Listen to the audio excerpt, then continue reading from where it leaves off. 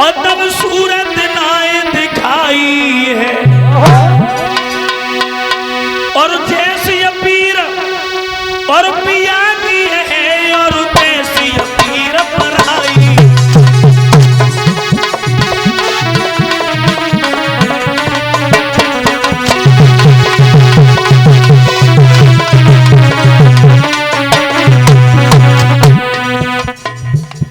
जब मेरे पति की पीठ न पाई गई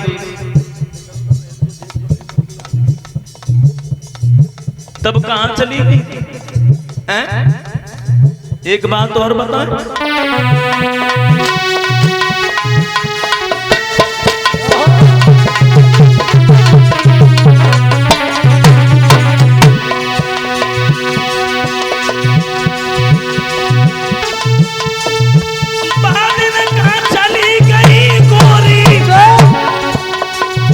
अब खूब बनी शर्मीलियों लक्ष्मी जी तुम्हें दुनिया में, अरे नाय भाई खसमीलियों।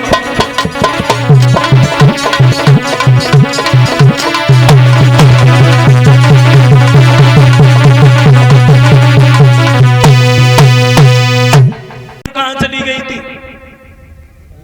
जिस तरह से तुम्हें अपने पति की पीर लग रही है उस तरह से मुझे भी दर्द है। लक्ष्मी पे हुए कोई बात नहीं आई। उसके बाद में लक्ष्मी जी की बोलती बंद हो गई। भगवान से कहा प्रभु भक्तों के बंधन में इस तरह से बंध जाते हो।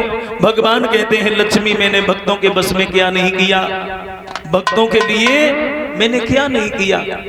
और भगवान कहते हैं कि भक्तन के पीछे कि भक्तन ने मोको नाना बातें नचायोरी, भक्तन ने लक्ष्मी। भक्तों के लिए मैंने क्या नहीं किया। गज ने पुकारो मैंने गिराह से बचाए दियो, द्रौपदी ने टेरो मैंने चीर को बढ़ाए दियो, धना भगत को खेत बीज बिन जमाए दियो, दुर्योधन की मेवा त्यागी साग में दुर्घर खायो, और भक्तन ने लक्ष्मी नाना भांति। तो जवाब दो, अब तो चलो प्रभु जवाब दिया। अभी हम कैसे जा सकते हैं? रिमोट कंट्रोल तो राजा बलि के हाथ में है, अभी तो बंधन में। तो कोई उपाय? जवाब दिया एक उपाय है। सावन का महीना आ रहा है और सावन के महीने के अंत में पूर्णमासी वाले दिन, रक्षाबंधन वाले दिन सभी बहनें अपने भाइयों की कलाई पर रक्षा सूत्र बांधती हैं। राजा बलि की कोई बहन नहीं है, इसलिए तुम राजा बलि की बहन बन के आओ, कलाई में राखी बांधना, और जैसे वो उपहार देने के लिए कहे और तुम वैसे ही मुझे मांग लेना। लक्ष्मी जी अंतर ध्यान हो गई और रक्षाबंधन वाले दिन बहुत सुंदर सुंदरी बन गई। साक्षात परीक्षित जी श्री देवी लग रही। लक्ष्मी जी साक्षात श्री देवी रोने लगी, हे भगवान मेरा कोई भैया नहीं है, हे भगवान कोई भैया नहीं है, भैया के बिना मैं अकेली हूं। और राजा बलि ने देखा कौन रो रहा है, कौन रो रहा है, और राजा बलि को देखा। वैसी लक्ष्मी बोली भैया, और रोने लगी, ज्यादा रोने लगी।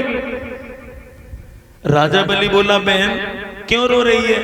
जवाब दिया मेरा कोई भैया नहीं है। तो बहन तू रोए मत, तेरा कोई भैया नहीं है और मेरी कोई बहन नहीं है, आज से तू मेरी धर्म की बहन है। और धर्म की बहन मान ली। भैया मैं राखी बांधूंगी। जवाब दिया हाँ ठीक है बहन तू राखी बांध। आगे कलाई बढ़ाई और वैसे लक्ष्मी ने रक्षा सूत्र बांधा। ब्यासी ने कब सूत्र फिट किया, ओम ये न बद्दो बलि राजा दानवेंद्र महाबलम तेजत्वा प्रतिबंधनम रक्षे माचल माचल। ये ब्यासी ने सूत्र फिट कर दिया और जब रक्षा सूत्र बांधा तो बलि ने कहा कि बहन इस कलाई पर आज तक किसी ने राखी नहीं बांधी, लेकिन पहली बार तेने मेरी कलाई में राखी बांधी है तो तेरा अधिकार मेरे ऊपर है। बहन तू आज मांग ले, क्या मांगेगी? और जब ये कहा तो लक्ष्मी जी कहने लगी भैया वो दे, वो खड़ा है चौकीदार वो दे दे। क्या? चौकीदार का क्या करेगी? नहीं भैया उसकी आवश्यकता है, बड़ी बाबरी है, वो चौकीदार तो मेरे काम की चीज है, चौकीदारी करता है। अगर तुझे शादी विवाह करवाना है तो कोई बढ़िया सुंदर लड़का ढूंढ के तेरी शादी कर दी। जवाब दिया नहीं भैया मैं तो वही लूंगी। क्या? हाँ। बलि समझ गया कि ये सब खेल माया का है। जब आयो होश बलि को और छल करे गई नार छली को। ऐसी जादूगरनी नार भैया बड़ी दूर से आई, न राम रहे ना माया और बल सिर धोने धोने बजता है।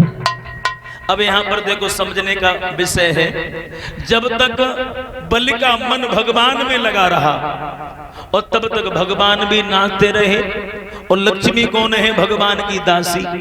तो भगवान आगे आगे नाचते रहे और लक्ष्मी पीछे पीछे नाचती रही। और जैसे बलि का मन माया में लगा वैसी माया भी चली गई और राम भी चले गए। इस तरह से भगवान की कैद छुटा के लाती है लक्ष्मी। बोले आनंद कंद भगवान की।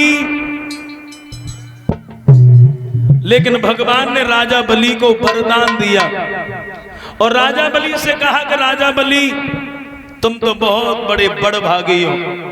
बड़भागी क्यों हो? क्योंकि इंसान दो जगह हाथ पसारता है, या तो लक्ष्मी के सामने लक्ष्मी की आवश्यकता हो तो या तो लक्ष्मी के सामने हाथ पसारता कि हे मां थोड़ी सी धन हमें दे दो, और या भगवान के दरबार में हाथ पसारता है। लेकिन राजा बलि तू बड़भागी है जो कि भगवान ने भी तेरे सामने हाथ पसारा और भगवान को छुड़ाने के लिए लक्ष्मी ने भी तेरे सामने हाथ पसारा है। इसलिए राजा बलि तू बहुत बड़ा बड़भागी है। और भाइयों इसलिए आज से ये शब्द प्रचलित हो गया और उसका नाम बलिदान हो गया। कोई देश के लिए बलिदान होता है, कोई धर्म के लिए बलिदान होता है, और उसी दिन से ये शब्द प्रचलित हो गया बलिदान। बलि जैसा दान, राजा बलि जैसा दान। तो इस तरह से भगवान ने राजा बलि की परीक्षा ली और राजा बलि परीक्षा में सफल हुआ और भगवान ने सुतल लोक का राजा बनाया। उसके बाद में आगामी मनमंत्र के बाद में यही राजा बलि इंद्र बन जाता है। बोल गोविंद भगवान की।